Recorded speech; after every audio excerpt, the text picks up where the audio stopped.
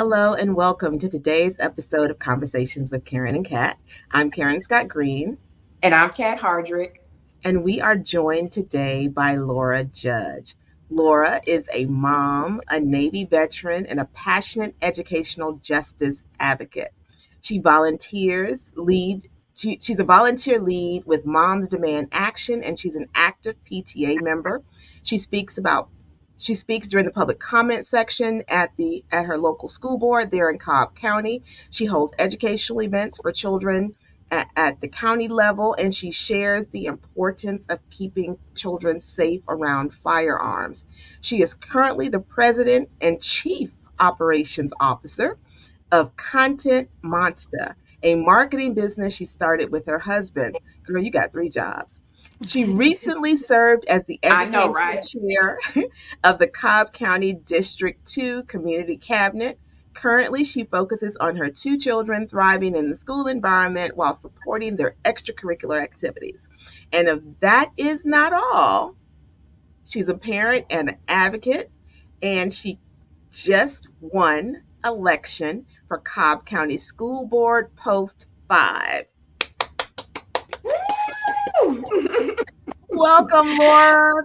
Thank Thank you you. for Thank you. running. Thank you. As we love public servants.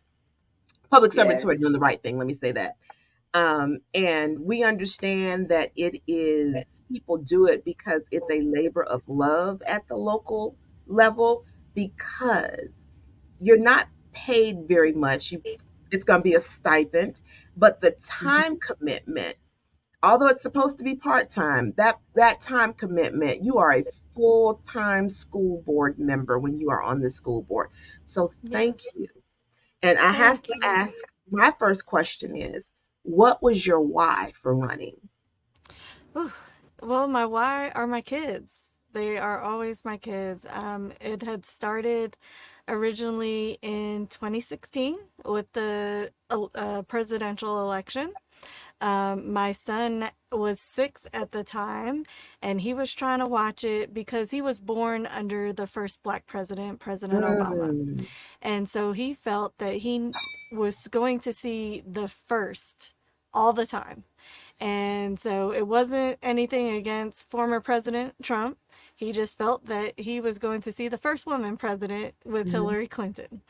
And when that didn't happen, he was distraught at six wow. years old. Hmm. And I was kind of taken aback as a parent. I was like, what's happening?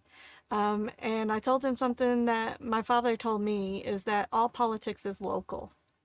And Mm-hmm. he took that to heart. He is my literal, well, both of my children are, but he really takes things literally. And so when I told him to focus on people who have a more direct impact on his life, like Mhm, his principal in his school board members, um, maybe we could go up to some state level houses. Um, John Ossoff ran in 2017, and he was dragging me to go meet him. oh, And wow. so that started me on my journey of just getting involved into the political realm of being around candidates, seeing how they affect us in our day to day life.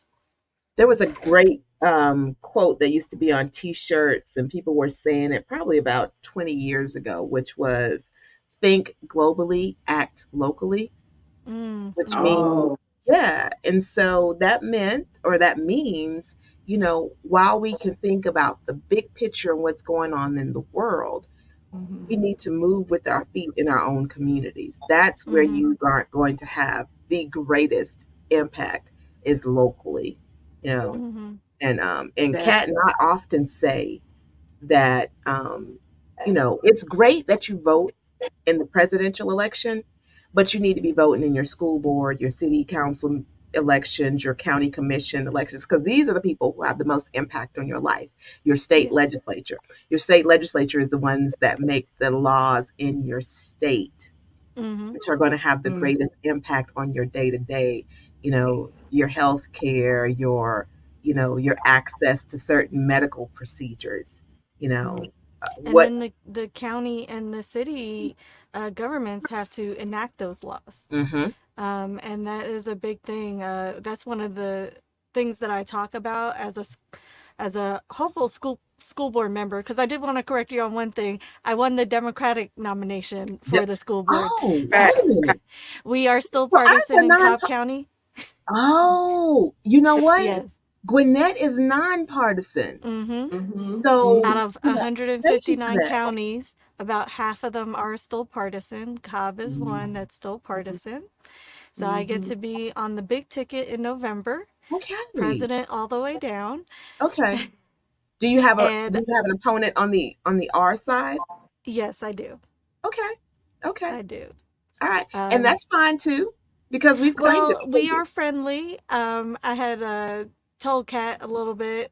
He actually was my son's football coach. So we have Ah, been cordial, okay. we've been Hmm. friendly. Hmm. Um, I mean, he's a good person. I just don't agree with policy wise. Okay. Yeah. And so And I that's think we're great that allowed to he's a do good that. person. Yes. Uh, Um, that's great that he's a good person, but we want to hear, why should Cobb County voters in District 5, in Post 5, in that district, vote for Laura Judge? Well, for me, like I've said, I've been really involved since 2016. Again, since my son was taking me literally, 2018, we had our school board member run for this seat. We were going to forums with the PTAs between the candidates. That's when me and my husband found out that our school board was partisan, which a lot of people would prefer a nonpartisan school board, because when it comes to our kids, it really shouldn't be the hyper partisanship Hmm. which we're seeing now in the community. And then just seeing where the gaps are for improvement. Okay. So I have been kind of involved on this journey since 2018. I see what is working for the community and what's missing. And the biggest thing that's missing right now is accountability and financial transparency. And I think that I am the one to change that for the Cobb County constituents in my post. Okay. so what have you been doing to get that, to get a solution for those problems? Um, I know as a candidate, you're not on the board, so you Mm-hmm. can't do anything. But once elected, God willing, right? Yes. That what are some of the things you know that you would like to do to make those solutions become a reality for the students and the teachers in your district? So the biggest thing is communication. There's almost a wall between the board and their constituents, Mm. all the stakeholders in the community. So Mm-hmm. we have our school board meeting once a month on a Thursday starting at 1 o'clock. A In lot the of working afternoon. parents, yes, in the afternoon. And a Mm-hmm. lot of working parents can't come to that. A lot of teachers, because You they're teaching kidding? on You kid? Thursday. You mean to tell me people don't have nothing to do at 1 o'clock? No. And so, something that I've done as a candidate is I have taken the school board meetings, I go to everyone, and if I can't go to one, I will watch the school board meeting and I break it down into digestible pieces and Okay. send it out to the people that have signed up to my newsletter. I also put it on my Facebook pages as well as all my social media pages so that people can read of what the business is happening on the school board. And that one is, I try to keep that very nonpartisan. There's always links to my website and donating to myself. But when I'm talking about what the school board has talked about, is the newsletter is actually called You Be the Judge, play on my last name. Mm, And so just what was discussed, what's new business, and what certain board members have said back and forth, sometimes what the superintendent has said. And then the community can be the judge of how they feel about that, what they think should be different, what their input is. So I can take that and take notes of how I could be a better school board member for them. So that's the I biggest thing is communication. I like that, and I want you to go to your next point, but I like that because I find that a lot of the reason that people don't go to meetings, whether it's city council meetings, going to find out what judge they should have, commissioner, school board, and so forth, because they don't know. They don't Yeah. understand the information, the zoning and codes and what's happening. They don't understand it. And even when you look at the budget, because I know you were talking about money and transparency, when you even look at the budget, it really does not it's not in layman's terms, in my opinion. It's Sometimes not. Mm-hmm. people just don't understand it, and you're so busy trying to survive Mm-hmm. from, low wages, overpriced housing, and insufficient pick something, right? You don't really have time to just wrap your mind around it. So I do appreciate the fact that you're taking all of this information and putting it in small, digestible bites for people to kind of break down on their own terms. So why don't Mm-hmm. you jump into that budget? I know you said that transparency is something else. Yeah, so in Cobb County, we have a $1.8 billion budget. We just approved it. Was that billion This, with a B, ma'am? yes, with the Wondering. B. Okay. Yes, with a B. And in July, we will go over the millage rate. And that is something that people are not really aware of. If you live in the county and you're under the age of 62, about two-thirds of your uh, property taxes are going to the public school. Whether Mm-hmm. you have kids in the school, whether, your child goes to private school, you are paying towards the public schools. So you have a stake in what our school boards look like. Um, Mm-hmm. that is something that the Republicans have attacked Democrats that have ran previously on, is that because currently our school board makeup is 4 Republicans and 3 Democrats. Okay. So the Republicans have a majority. My seat is a seat that was previously held by a Republican. The incumbent has stepped down. Um, they have said that if the board flips, that property values will go down. One of the things that I like to talk Scare about is tactic. I live in the community. I don't want my property values to go down. Um, and I'm not trying to change the school district to make my property values go down. What I would like to see go down is the taxes that we're seeing, that Fact. millage rate. And so, one of the things that Cobb County, well, by law, you are required to have, for the budget meetings, you're required to have 2 public hearings, which it has switched in Cobb County to almost be like public comment. It's 2 minutes of public comment, and there is no interaction. Mm. And they do it right before they approve the initial budget to put it in the board's hands, and then right before they actually adopt the budget, they do the second public hearing. So there really So what's is, the having a public hearing when you can't get any feedback? Can you and that help is me? something. Did I No, misunderstand that? you No, you you you did not said exactly misunderstand it, you and that said and that exactly is what something we've talked about. it I wasn't I designed to get real input, Kat. mm-hmm. Wow. Right now it's almost like a rubber stamp.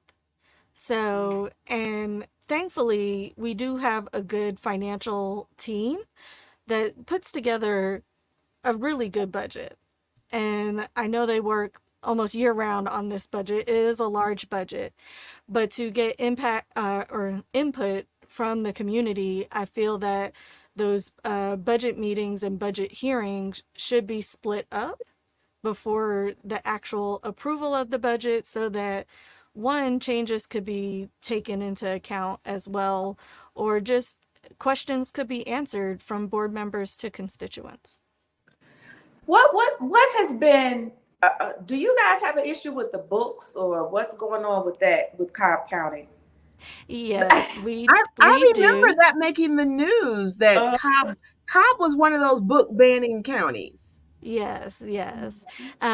So what first started actually was a teacher was fired for reading a book to her fifth grade gifted class. The book was called My Shadow is Purple. Mm-hmm. The book is about accepting people for who they are. Mm-hmm. However, the back of the cover, per the author, Scott Stewart, I believe his name is exploring gender beyond the binary. From my understanding, one of the children's parents, who is also a teacher, not at the school, but in the kind of in the same cluster, complained. It went up to the superintendent who fired her. Mm-hmm. Then she had a tribunal with three retired educators. Those educators said she didn't deserve to be fired, but she should be disciplined Mm. because they didn't think that was appropriate to read to the classroom. But the board, again, it was a 4-3 vote to agree with the superintendent to keep the teacher fired. So that's where a lot of stuff started. And then, kind of this year, we've been getting during school board meetings, the board members don't make comments anymore. Cobb County used to be 6-1 Republican Democrat. In Mm. 2018, it went to 4-3. And in Mm-hmm. 2019, board member comments were removed because Mm. there was talk about some comments were being too racially charged or not about the children. So again, there was a vote 4-3 to remove board member comments. So board members don't make comments anymore, but the superintendent still does. And the superintendent has been talking about certain books that have been removed. It had started with Libs of TikTok apparently emailed the district about two books that were in the system, and they received an email back saying, "Oh my goodness, thank you for letting us know. We will remove them immediately." The reason why the public kind of found out about this is because Libs of TikTok put it on their Twitter page. Wow. Um, and the community was asking, like, what's happening? And so during the board meeting, in the superintendent's remarks, he just said that, there is no process. He feels that he is the one and only person who can make the decision on what books should be appropriate for children. And he removed those books. Since then, I believe another 8 have been removed. I think we're up to about 10 books that he has announced to be removed. He mentions that it's a battle between good and evil. Even though there are different, there are parents of different political persuasions talking about why they don't want to see books banned. Because it's Board a members had slippery asked slope. for a process, and other majority members had said that if we put a process in place, then it is micromanaging the superintendent, and that should be in the superintendent's purview. Do we have So, any approval or input from parents before you, like, is any input from the parents and the teachers Not through this before process you any of just described. It is solely in the discretion of this superintendent. and yeah, and the thing is that a lot of stuff had started. One of the books that they have removed was Flamer. And Flamer was a book for the Helen Ruffin Reading Bowl. And I don't know if you know about the Helen Ruffin Reading Bowl. It is a Mhm. statewide reading bowl, where you parents sign a permission slip. They have kids read, I think, about 10 books. Mhm. There's elementary, middle school, and high school level. And these are like award-winning books, and Mhm. then they get quizzed on different things that happened in the book. It's a great thing. Right. Normally the teachers put it on. They have a group of kids that they read through the books with and everything. Flamer is a book about, it's kind of like the author's biographical story about growing up as a gay teen. Um, and some of the things that he saw in like Boy Scout camp, some inappropriate things he saw in Boy Scout camp, which is why it was removed, because there are some vulgar pages, but again, parents should be able to make that decision. When they removed that book, a lot of the teachers didn't feel comfortable with running the Helen Ruffin Reading Bowl, because there were some books that could touch on that sexual in nature or inappropriate if parents felt that way. They wanted to be assured that their jobs weren't in jeopardy. Rightfully. And they didn't get that assurance. So this past year, the district ran the school level Helen Ruffin Reading Bowl before those kids went up to the state level. Do either Wow. of you remember reading middle school? I read Judy Blume's Forever. Mm-hmm. Mm. That would be a book now that would probably be banned. Mm-hmm. You know, A lot of Judy Blume books have been banned. There and that's the other thing, is that we had a local paper in the community actually do an open records request, because again, through the board meetings, only about 10 books have been announced, but this local paper had found over 1,600 books removed from the high schools Dang. at least. oh wow. And so those books, and when you hear about books being banned or removed or weeded out, or just many of the different names that they want to use, but the correct term is banning books Banned. or censorship. Mhm. Of course, some of those books are more political in nature, talking about race. There are books that do talk about sexual assault, which I Mhm. think, if we've seen society, some of our high school students do go through that. Sometimes they might need to know how to handle a situation like that. Um, Or to be able to and give it then, a name. Something could be happening to them mm-hmm, and they think that this is normal. If a mm-hmm, child is being abused at home and that's all they know and they don't talk to anyone else about it, they may think that it happens in everyone's home. But if they're That able to read it someplace, this is not normal. This should not be happening to me and this is not right. And I should tell someone because now I've read about this and I know that this shouldn't be happening to me. That's what mm-hmm, books do. Books they take get us the out. They take us outside of our own world so that we can see other things and experience other things. And it's and give frightening us the to me. vocabulary.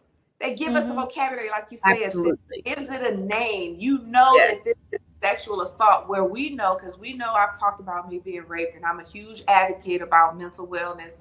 And we do this show because we want to help people in every capacity possible to get solutions to problems. We don't know everything, but bringing on people like you, Judge, and others, we can help debunk and take all this craziness out of the truth.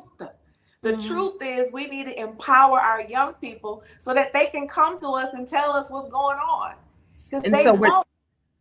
limiting their access to information. That's essentially what banning books is limiting Mm-hmm. young people's access to information. There have been some school systems that pretty much have eliminated just about every children's book that had a black or brown character. Mm, Just because And books about Ruby Bridges. mm-hmm. mm, mm. And Because the it makes thing people is that it is a loud vocal minority that feels that the parents should have these discussions. And we all know that sometimes you're in a situation where your parent or your trusted adult in your life is going to be maybe in the school system. It won't be in your home. Now, how I feel about that, though, is that while this loud vocal minority um, might not agree with the majority, is they are still constituents. So that's why I agree with the other board member that is looking for a process in place so Mm-hmm. that if you have a problem with the book, you can go through a process to either challenge the book, and there are educators that are pulling this book out rather than just one person who has not been elected by the people to just have all the teachers in the district go through all the novels in their library. So have the media Yeah, specialists go through their libraries of books. yeah. I love one how Karen said censoring the information Mm-hmm. that our children need. Like Mm-hmm. they should have access to information, and between the student and their parents should make the choice what's best for their family. But limiting resources, it's just like going into the library and just saying you're only going to have a subset of books and that's it.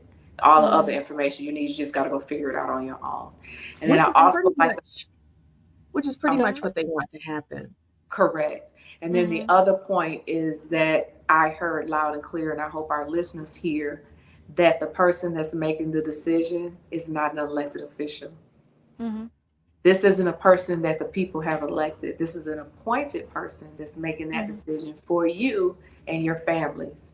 And Mm-hmm. so I do agree that there needs to be a system in place that the families can have a voice in what's going on and not just someone telling them, well, this is a book that I feel like your kids don't need to know about. That's not for you to decide what I want for my family. So I think it should be a level of mutual where teachers, parents, and then the board and so forth, everybody's voice needs to be heard at the table so that a very well thought out process can be put in place. And you can't Mm-hmm. just do that when you limit people's ability Yeah, to communicate, add value to that conversation, in my opinion. Yeah. yeah. Or And how about and if and you don't that's want your child what. to have the book, you don't let them get a library card at school. How about that? Oh, Well, wow. so that's the other thing is, so at a state level, this has also come up. I think this last session they were going to try and have the parents get emailed every book their child checks out. However, there is a way already, because it's tied to their student ID number, that when Mm-hmm. they check out a book, the parents can kind of monitor that. But my Mm-hmm. other thing is I always have a personal story. So my daughter was a struggling reader, Mm-hmm. and I don't know if well, she's been tested. They say that she does not have dyslexia, but I have taught her through science of reading and decodable text, and it's been a long time coming with OG trained tutors and everything else. Mm-hmm. And the first books that she really took an interest in was manga novels. Mm-hmm. And manga is that Japanese Japanese uh, anime, Mm-hmm. close anime anime. Yep. novel. And Mm-hmm. first of all, the book starts backwards. And so that bothered me because I was like, I've tried to teach you to read one way, and now you're reading a book that's backwards. And then, of course, with it being Mm-hmm. Japanese anime or manga, uh, sometimes the women are scantily clad, which Mm-hmm. knowing, I talk about my daughter. My daughter's adopted through foster care. So just with some of her prior traumas before she came into my house, and granted she was an infant, she came to me at 1 years old, I just Mm-hmm. didn't want her exposed to those things. And so I talked to her about, hey, I don't want you checking these books out anymore. And she Mm-hmm. understood. I actually had to, since I said both of my children are literal, I actually told her don't bring those books home. And so she was checking them out and reading And them in the leaving them at classroom. school. And not bring them home. You did what you told her. She was not and so disobedient, mother. And so when I had my parent teacher conference and they told me that she kept trying to sneak books and read them under the table, I asked them, "Is it the manga novels?" And so I had a conversation with the teachers, is that because she's a struggling reader and because of her past history around like scantily clad women, I just Mm-hmm. didn't want those novels for her. I'm not going to remove that access from For other someone else's people. child. Right. And so, and that's kind of how I feel about it. As a extremely involved parent, I think that parents can talk to their teachers about what their children are exposed to. Um, does it always work? No, but that's why there are other people in place that the principal have to, like, you go to the teacher first, then you can go to the administration at the school, then there's an assistant superintendent that kind of has a section of schools, and then you can go up to the school board. I don't think it's an immediate jump to the school board level because your child is reading something that doesn't make you personally comfortable. And Right. but if it is and you truly think it's inappropriate, and there has been connection at school board meetings that I don't know if you watched the documentary Quiet on Set, Yes. with the child actors being sexually abused, Mm-hmm. um, Oh. like through Nickelodeon and things like that. But there have been connections with having these books that have passages that might touch on sex or sexual relations being the same as those kids that were sexually abused on Clyde on set. And I don't think that, especially because I know, having teachers in my family, I know the level of education that teachers go Yeah. through, especially our media specialists. They are not looking to harm our children. They're looking to Correct. educate our children. Absolutely. And when you start saying things like this and saying that it's a battle between good and evil, and you're comparing it to sexual abuse, that is harmful for our educators. And it makes them not want to be there. Yeah, I mean, teachers Right. have so many other things that they have to be social workers, they have to be parents, they have There to, is try and teach coaches. coaches. I mean, Hmm. mandatory reporters. There's so much that they're responsible for, and And then teachers they should, give their own money. yeah, they Mm-hmm. should not have to be monitoring books. Mm-hmm. Hmm. That's just my personal opinion. But back to Cobb County School Board and your race. You had indicated that one of the tenets that you're running on is related to transparency and policies and finances.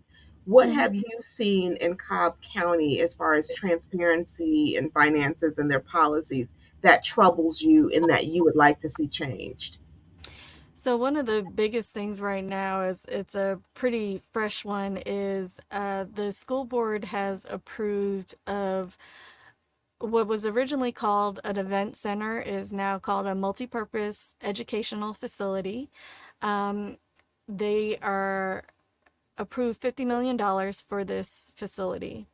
And they were going to,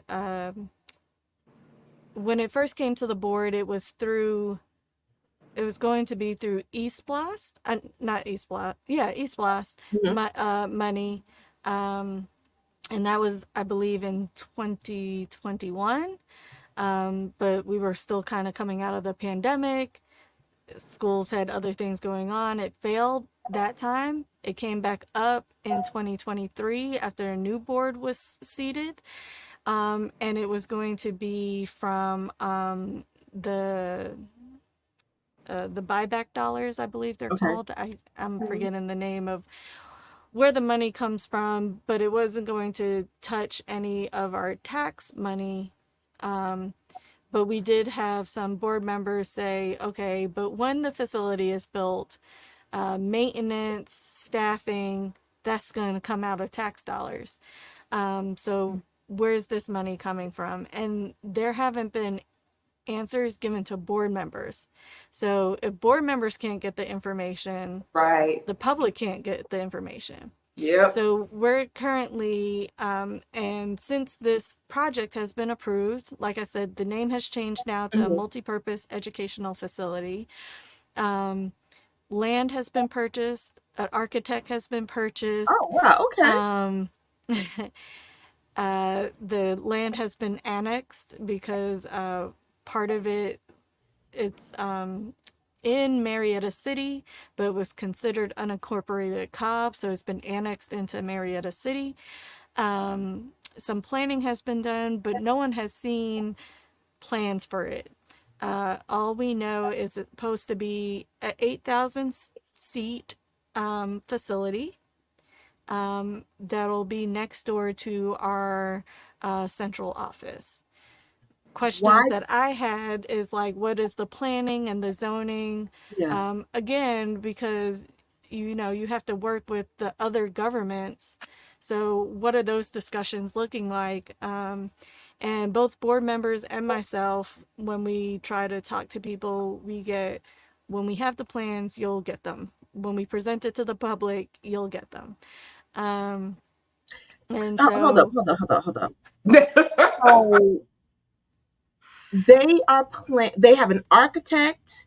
There are mm-hmm, plans that have been drawn. Is that right? mm-hmm, So mm-hmm, but plans no have one's been seen them. drawn, but no one's No one's seen seen. them, and we don't know what the ultimate purpose of this. So if it's 8,000 seats, that It sounds was like an originally arena. for graduations. So some of our some of our high schools. So currently we have graduations at Kennesaw State University. Okay. Um, some of our high schools are so big that, per the superintendent, grandparents can't come to the graduations, and that we should have empathy and think of the grandparents. Okay. All right. Laura. So there's the Cobb Energy Center. Yes, There is the Cobb Civic Center, which is right Cobb. down the road from our central office, Cobb but that has holds 600 facilities. people. Cobb has facilities where This is what where parents are schools can saying. hold graduations. Why does a school board need to own and operate an event arena? $50 million arena. Well, that's just to build it and set it That's up. just We to still build it. haven't figured out about staffing and maintenance. So there's no numbers on how much it's going to, what the operational cost will be going forward. No, there is not. Ooh, So child. we know the rule And is the you thing follow the is money, then you know what people are doing. So it sounds like some folks need to do an open record request, citizens of your school Cobb district. County.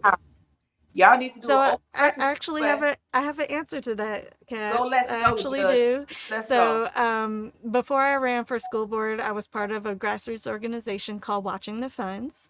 Mm. They are still very active. I stepped back from leadership because just morally. Conflict. You're right. Yeah.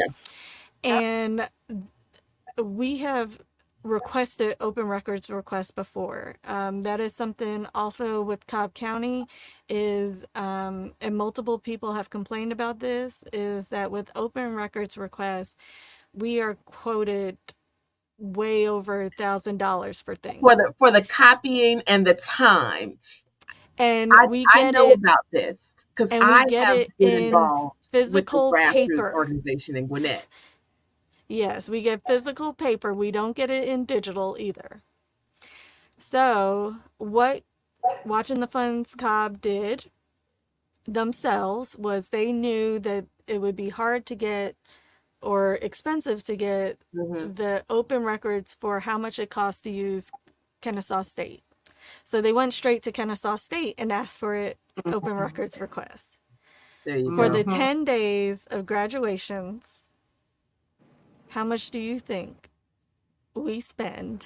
Now you might have seen it on our Facebook I on their haven't. Facebook I page haven't. It's probably a for nominal charge $45,000. for For 10 10 days. days? 10 days of graduations because we don't do all our graduations there. We Yeah. have 17 high schools. Not all the graduations happen there. But that is to rent out the facility. Now that does not include, security. Also, people pay to park there. So we know that we're missing some things, Yeah. but the event center was supposed to, the reason why they were going to build it was for graduations. It has, like I said, is expanded into a multi-purpose educational facility.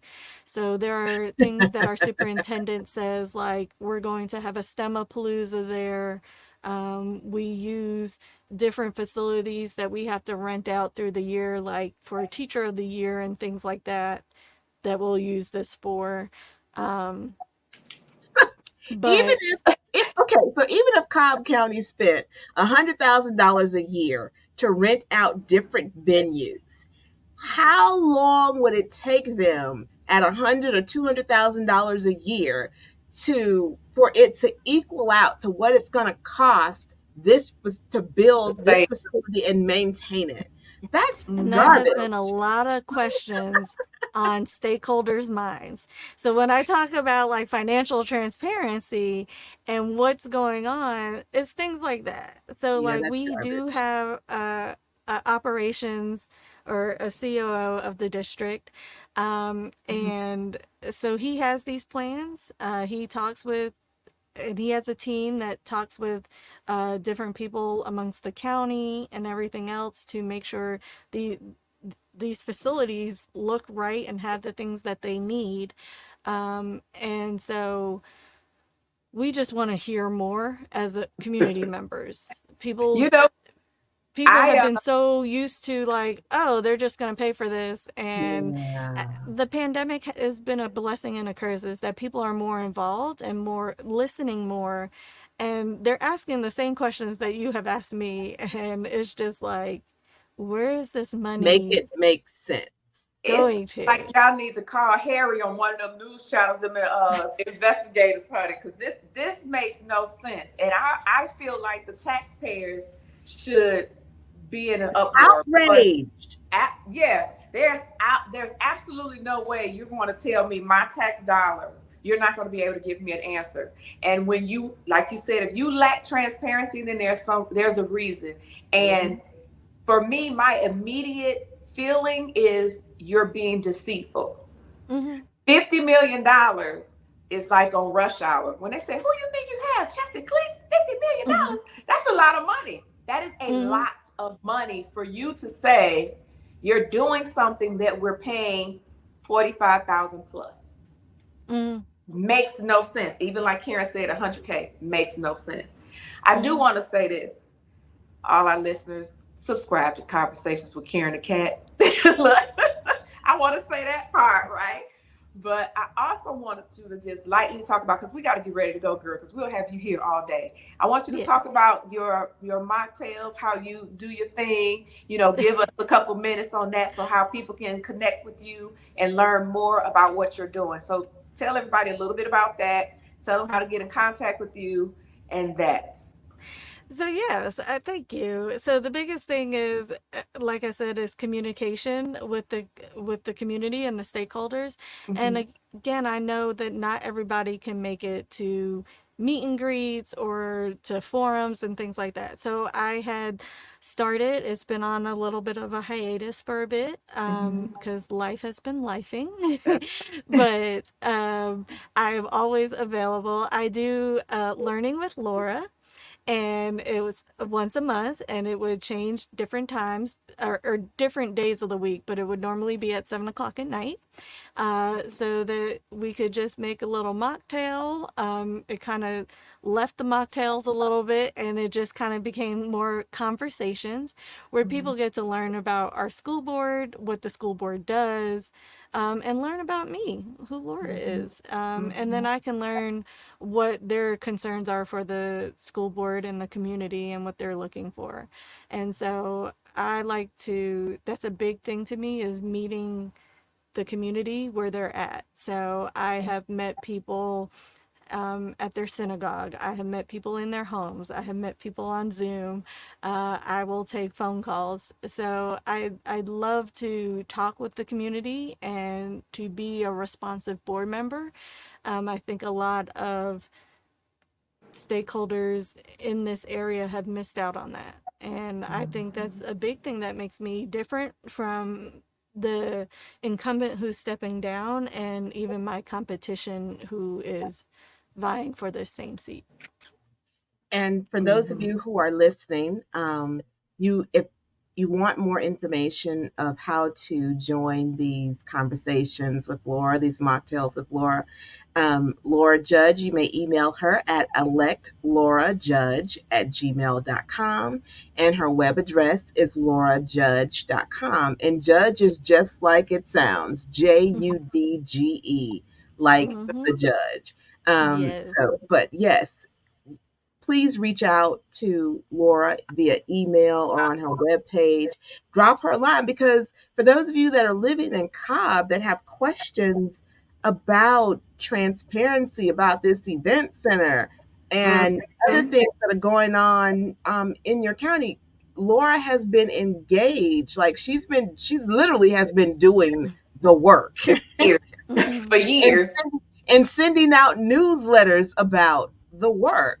So, and thank you, Laura, for doing that. Again, that's Thank you. electlaurajudge@gmail.com, and her webpage is laurajudge.com.